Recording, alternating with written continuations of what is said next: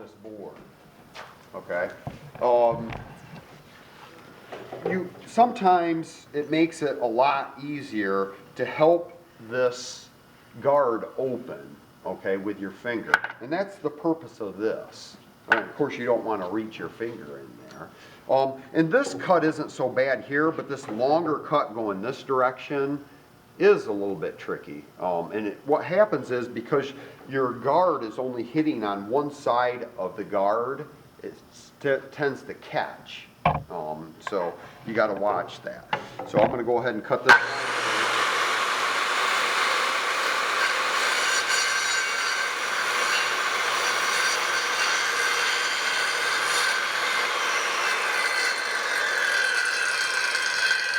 Up to my point.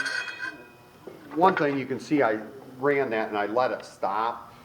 This is such a small cut, you probably wouldn't have that issue, but you got to be really careful stopping, letting go, and yanking something out. That's when those saws want to catch. And when a skill saw kicks back on you, you know, I mean, my brother took a bunch of stitches all the way around here. I thought he was going to bleed to death. I remember it to this day, how much blood come out of there.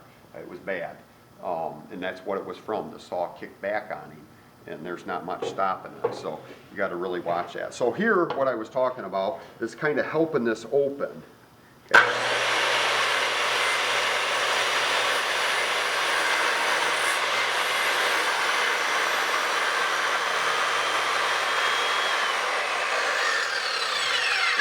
When you're in your cut, let that come to a stop. So I have that cut. Your next step would be cutting this. Like Garrett said, you could flip it over, cut from the other side, but you'd want to get you some marks on there. But if you're careful with this, you should be able to come up through here and cut that right up square, right up, following your line from the top.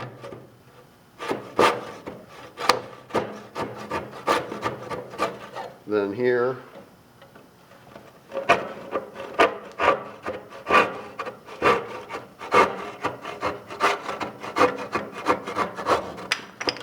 Getting that cut out of there. So when that bird's mouth is cut out, that should sit on that wall line. Lay flat here, be tight to your wall here, and it should come out right up here. Like I said, I'm not going to go through cutting these off. That's pretty simple. Kind of the same thing, but you're cutting across there. That's pretty much it. Does anybody have any